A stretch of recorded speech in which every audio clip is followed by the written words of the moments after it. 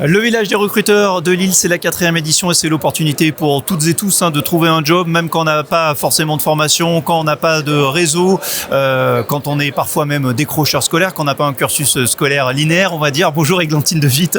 Bonjour. Vous êtes directrice générale d'EDC, ouais. Anciennement école de la deuxième chance. Ouais, tout à fait. Est-ce que vous pouvez nous expliquer un petit peu le rôle d'EDC ?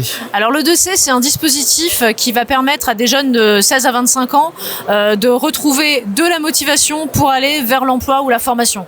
Donc en fait, on accompagne des jeunes, plutôt des décrocheurs scolaires ou des jeunes qui sont un peu perdus finalement dans leur orientation professionnelle, qui n'ont pas de diplôme, qui savent pas trop où aller, mais qui ont envie. Déjà, ça c'est un point de départ important. Et nous, on va les accompagner pendant 5 à 9 mois à trouver une orientation, à venir sur le marché de l'emploi. Donc ça se passe comment ? Ils sont 3 semaines chez nous, ensuite ils sont 2 semaines en stage, 3 semaines chez nous, 2 semaines en stage, et on alterne comme ça en permanence. Et en fait, au fur et à mesure du trajet chez nous, ils vont clarifier leur projet professionnel. Et puis, on a aujourd'hui 60% des jeunes qui sortent de l'EDC, soit avec un job, soit avec une formation qualifiante. C'est totalement gratuit pour le jeune. Oui, tout à fait. Et c'est rémunéré.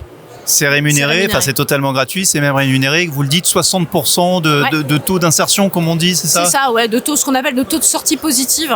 Donc retour à l'emploi ou décrocher un premier emploi, ou alors partir dans une formation diplômante, qualifiante, qui va derrière aboutir à un emploi. Voilà. J'imagine, il y a plein de belles histoires. Est-ce qu'il y a un avant et un après quand vous voyez arriver ces jeunes qui sont sans doute en perte de repères, manque de confiance, et que vous voyez quelques années plus tard ? Alors des belles histoires, on en a plein. En fait, généralement, les jeunes qui arrivent chez nous, on est plutôt sur des jeunes qui, alors soit ont déjà une idée de projet professionnel, mais ont besoin de le challenger, de le clarifier et de travailler un peu de remise à niveau, de prendre confiance par rapport à leurs aptitudes, notamment qui sont pas que des aptitudes dans le dur, mais c'est aussi du relationnel, etc. Donc on a des jeunes comme ça, et puis on a aussi des jeunes qui arrivent et qui savent plus, qui savent pas. Et donc nous, on va vraiment les aider à tester des choses. On a des professionnels dans l'équipe de l'orientation, donc ils vont aider à clarifier un projet professionnel. Et aussi à démestifier le monde de l'entreprise qui peut faire peur, j'imagine. Tout à fait, à démystifier, à se rendre compte que c'est bien de bosser, que c'est sympa l'entreprise, que on leur fait rencontrer des dirigeants d'entreprise pour se rendre compte que c'est des gens comme eux finalement, et ça les aide beaucoup à passer le pas et à se sentir à l'aise, et voilà. Et donc, est-ce qu'ils ont conscience, ces jeunes, parce qu'on le voit, on le perçoit ici au village des recruteurs cette année encore, que finalement ils ont du pouvoir, parce que aujourd'hui les entreprises sont prêtes à accueillir parfois des gens sans diplôme, à les former elles-mêmes. Alors ils en ont pas forcément conscience, justement. Parfois on est quand même dans une culture avec le mythe du diplôme, etc. Donc ils n'ont pas forcément conscience que ils ont une richesse, ils ont des talents. Et que ces talents, parfois, il suffit de les aider à les révéler, à les exprimer, et que les entreprises sont hyper friandes, finalement, de ce type de profil, parfois un petit peu atypique, notamment sur des métiers en tension, où on va chercher finalement plus une personnalité et un talent que un diplôme et des choses très propres sur le papier. Donc ça permet de les mettre en confiance là-dessus.